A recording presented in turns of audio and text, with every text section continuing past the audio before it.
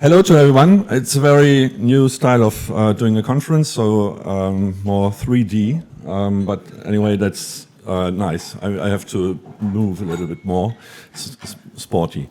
Very happy to see you all here. A lot of you have been with us for the last 2.5 or nearly 3 years, and very glad that we had the chance or have the chance now to present what we are doing, and all what we did in the last couple of years, what we discussed has produced something, and now we can come up with something which is more structured and something which is quite promising, I think, and we're quite happy to be here. So I will just introduce Simon. To start, Simon Tilford has joined us in some month ago already, and we did a hard work to do this event, to do this launch, and to step up the organization.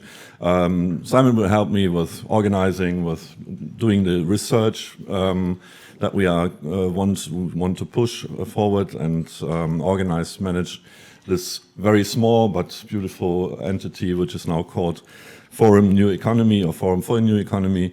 That's the name that we choose. We up to now had the name, used always the name New Paradigm Initiative, which is very nice for us all, for people who are trained to use these words, but as we want to reach out and reach people that are not as intellectual as we are, probably, we search for a name which is easier to understand. So that's just to say on our name. I would like to introduce what we are going to do and why we are doing it. A lot of you already know and have followed what we are doing. I think you need to see that. Don't know how to do that. The initiative started in the late 2016.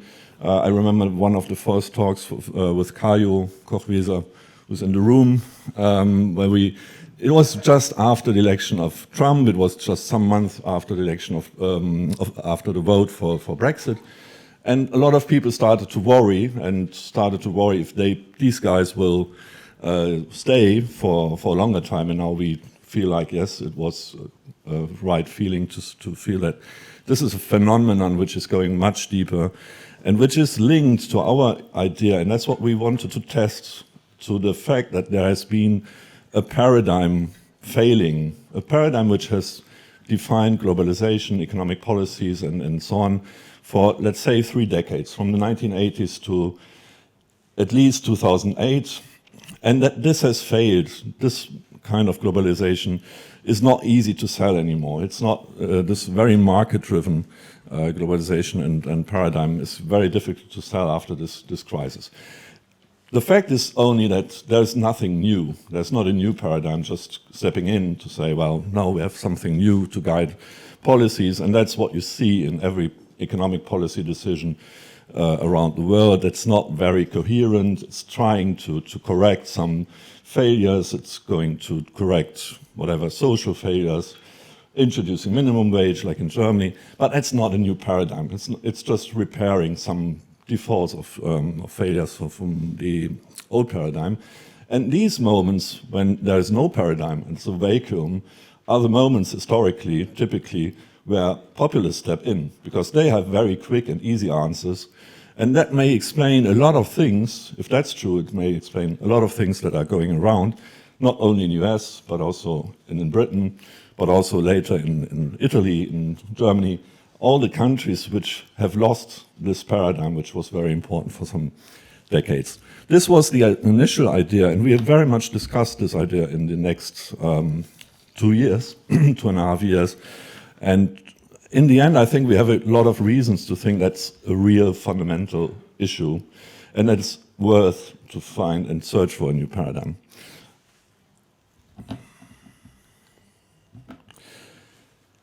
So it's about countering populism. That's what we feel is a real serious issue, and it's at the same time it's not a self-interest in itself, but it's also to find new answers to big challenges like the mounting climate threats, rising inequality, new turbulences on the financial markets, and this sort of looming crisis of globalization that we see, and that we also see in polls that we will present later in the day, that people really feel that there's something going wrong, and the support for this kind of globalization is seriously endangered. That's the reason why we quickly decided in the first year to focus on these major issues that we want to focus.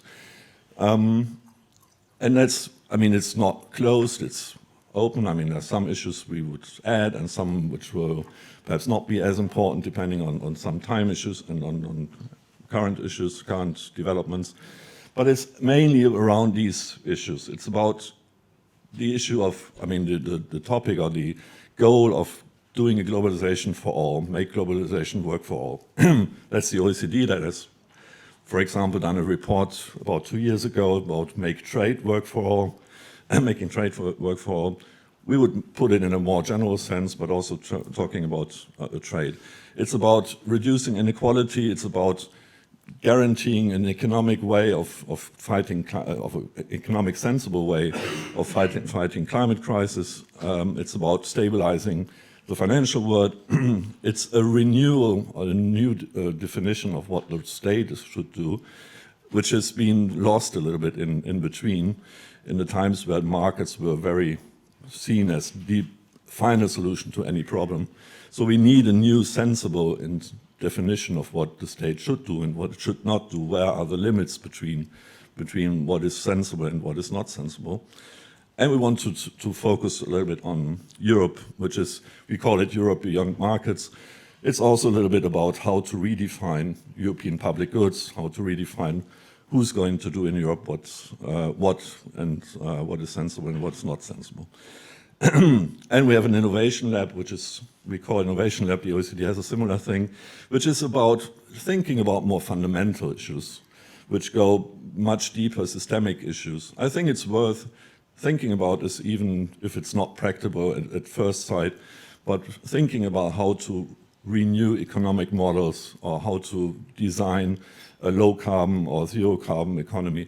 That it demands much more fundamental issues and questions, so that's something we would focus on as a seventh point.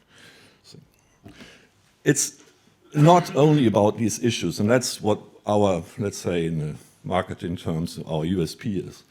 It's not only about working on these different issues. There are a lot of researchers around the world who are focusing on each of these issues. We won't do, I mean, we can try to do something, but that's not our main issue. What we think is essential is that economic policy is always driven by something like a paradigm.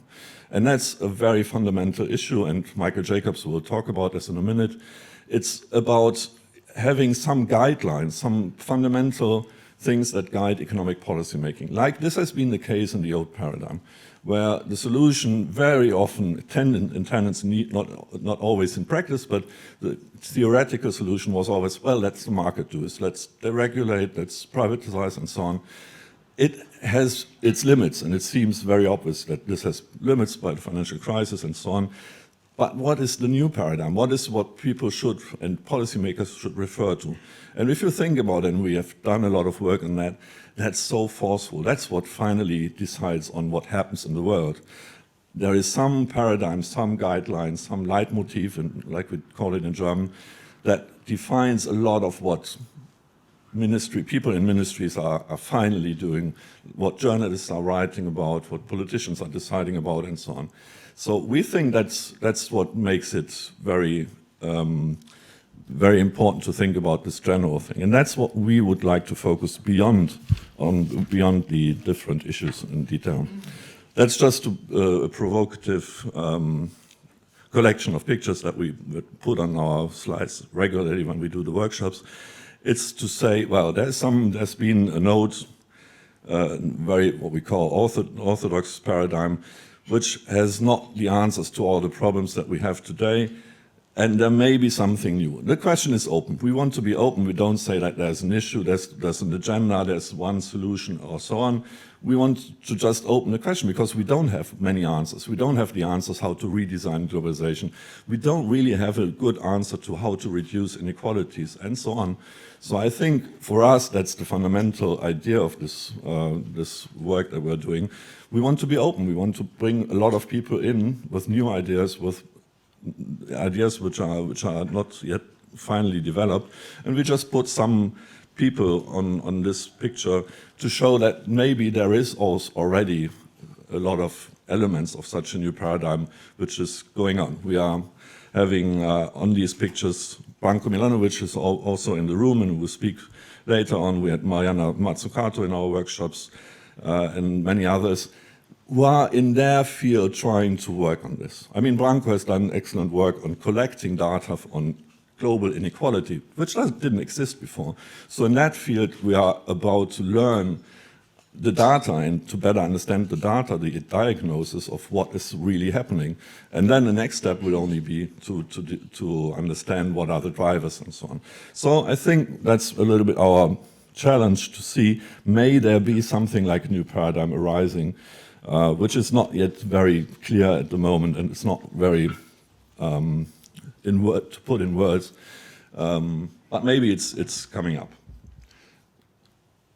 What we did in the first 2.5 years, many of you know, we commissioned some basic studies. You will see that in this publication of Intereconomics, where we asked some prominent authors to develop, to explore what is the basis, what has been the old paradigm, what has gone wrong, and what are the elements of a new paradigm, and what are the new issues to affront.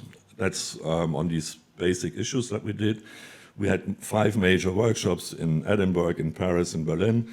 We had the latest workshop in Paris on the Green New Deal, which was a good example on the economics of a Green New Deal, which is a very current, important issue, where we could try to go through some very concrete issues and questions to see what are maybe also impacts, or what is the influence and what are the elements of a new paradigm which may help to define such a Green New Deal. Practically, we had 2.5 years of explorative phase where we just did virtually our work. And the idea at some point came up to institutionalize this work. So now we are today here to officially start as secretariat, which will have its place at Hackescher Markt for the time being. And so physically we start to do some more structural work. We have 4 people like Simon Tilford, Hannah and Mark who have joined us Mark has joined us recently, and Hannah is there from the beginning. So we're quite a small team, but looking forward to working and continue to work with a lot of people around to help bring in ideas and to bring these new ideas on these big challenges, innovative academic work to Berlin, not only to Berlin, we will have a place in Paris also, but bringing academic, interesting new ideas which really practically help to answer these big issues that we described to Berlin, to openly discuss with people, with policymakers, with broader public and so on. So that's our mission, that's what we want to do. On our website, we will have a knowledge base, and that's something we hopefully can establish as something which will be a sort of a reference. If you want to know what is the latest state of research and discussion on inequality or on financial markets regulation or the new definition of financial markets and so on, you should find it there. We started to do that. We are very confident that this will have a good shape and something which will help people to better understand. It's work in progress, and we very much hope that a lot of you would contribute, would tell us, well, there's something new, let's have a look at this, and then we will update the knowledge base so that we will step up with, or end up with we don't want to end up. We want to develop something which is really helpful to bring together all these new ideas. We want to also deepen the understanding and the shifting of paradigms, which is a work that Michael Jacobs and his colleagues have a lot helped us to do, looking on what is it? I mean, what is a narrative that you need to have a new paradigm and so on. It's just an interesting work to see what is important to bring new ideas together. So, and then it's like what we did up to now. We organize workshops, conferences, webinars, expert hearings, and continue to commission studies. And very important, I mean, we want to be open-minded. We don't want to say, well, this is the new paradigm. I mean, we don't even want to describe it by now.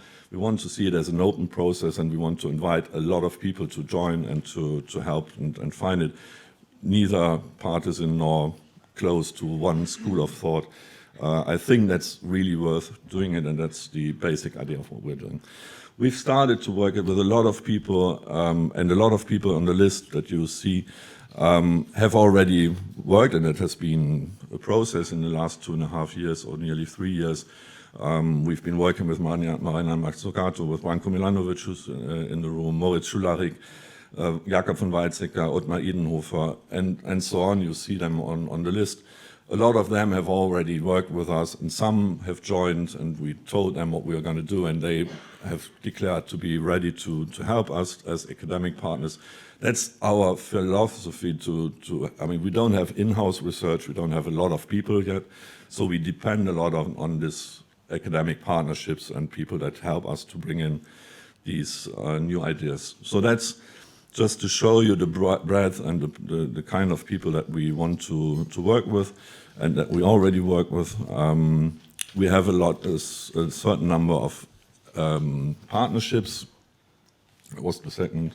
You see it in the folder that you have, the small one, the partners. And then we are having some formal partnerships, like with the OECD, a memorandum of understanding with the OECD, with Economic Change Unit. It's the one driven by and led by Michael Jacobs. We have a close partnership with OFCE Research Institute in Paris, with the World Inequality Lab, which is the institution that has been funded by Thomas Piketty and his people, with INET, the Institute for New Economic Thinking, with the Global Solutions Initiative led by Dennis Noah, and the Institut Jacques Delors in Paris, in Berlin, in Brussels, and very much with the help of Pascal Lamy. And there are some funders. I mean, doing this needs some money, so we're very, very happy to have found some people who want to support this, and that are the ones that you see on this folder. Just to briefly say that what we want to do is some ideas, just to give you an idea, and we will come back to this in the afternoon because we want to present some of these ideas. We want to have a major workshop on how to prepare for the next crisis. There will be discussion with Gerhard Schick in the afternoon.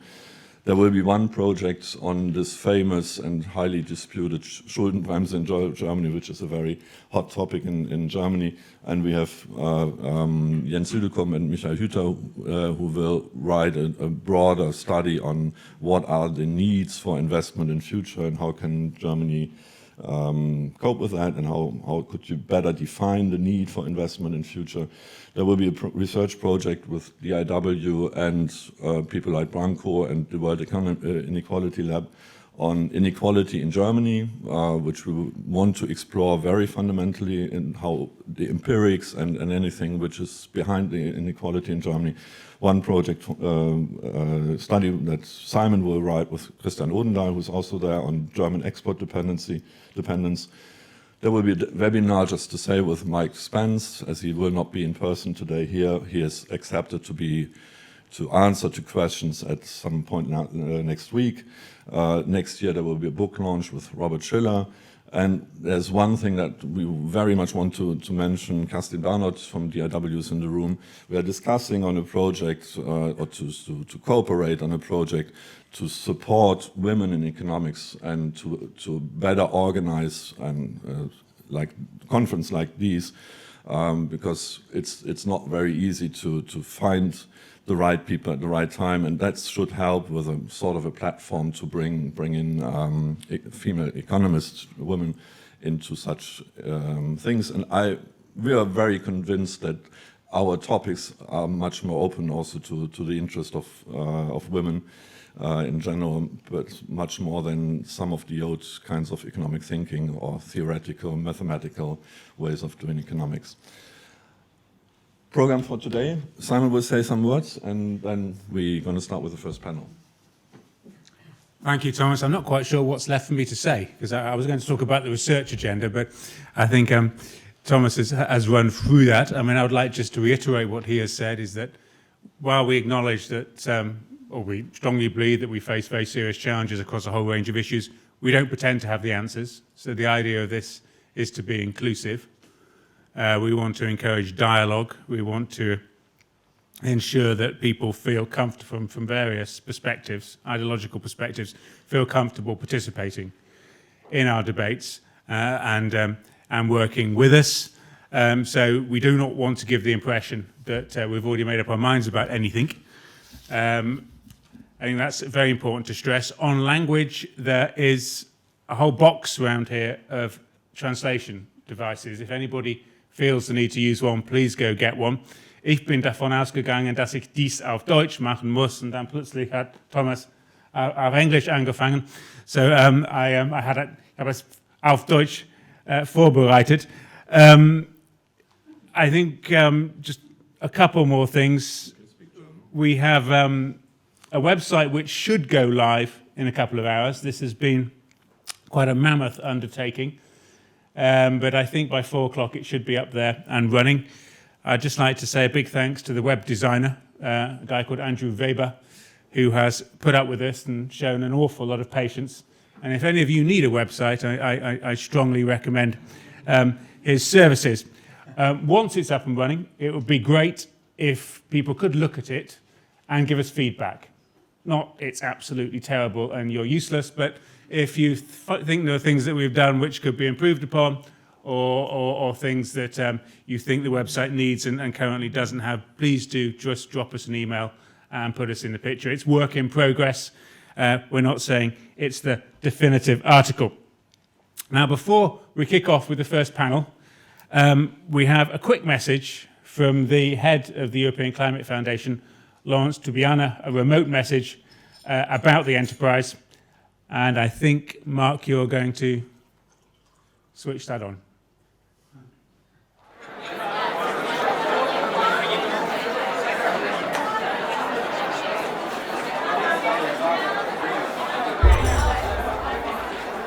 This discussion about paradigm shift comes from the fact that the mainstream economics doesn't allow to find a solution to the exhaustion of natural resources and keeping the growth model like it is. So there is no way. If we want to go for sustainable development, we have to find another way of pricing, another way of thinking about investment, debt, etc. And certainly the role of public sector, and beyond that, even maybe some kind of property rules. So it's a whole revisitation of what is a classical mainstream economics. And in addition that, of course, the GDP, the way it is measured, the way that we understand behavior of consumers or producers, everything is built on certain assumption that doesn't work with the actual work. So that's why we need a revisitation of the entire economical science and discipline, and to understand as well the political factors that has to come with it. And to the point, thank you very much. Laurence, the opening session will be in English again, so if you do need translation devices, they're around the corner. This is, I guess, the big kind of thematic question that we face, and it's the one we're going to kick off with, is basically why do paradigms matter, and how do shifts in those paradigms come about? How much has changed since the financial crisis? Where is change happening most quickly? And where are we seeing the stiffest resistance, and where's that coming from? Now, the trigger points for change, for a paradigm shift, may come from particular countries. But if paradigms are to become dominant, if they become dominant, then of course, dominant across borders, then the factors that led to the crisis and the paradigm shift in one country have to be present to a certain extent in other countries, or you don't see the paradigm spreading across borders. Now we're delighted to have three eminently qualified panelists to run us through this. First up is Michael Jacobs, who is perhaps the leading expert on paradigm shifts. We have Anatol Kalecki, who's a renowned economics commentator and someone who has spent 10 years with INET, the Institute for New Economic Thinking, trying to spread the take-up of new economic thinking. And we have William Hines, who has played a leading role at the OECD in the establishment of that organisation's new approaches to economic challenges department, which I think has surprised many. The reports that the OECD is now publishing on a range of issues are much more radical than I think anyone would have thought possible from the organisation just a few years ago. We then, after the three panellists, have three great respondents: Anna Reich from the Netwerk Plurale Economique, Erika Wiedergrün from Reimagine Europe in Brussels, and Sebastian Dulian, who's director of EMK. Now, we have a lot to get through, obviously, with 6 people, so I'm not going to say any more than that, and I'm going to invite Michael to kick us off. You can either sit down.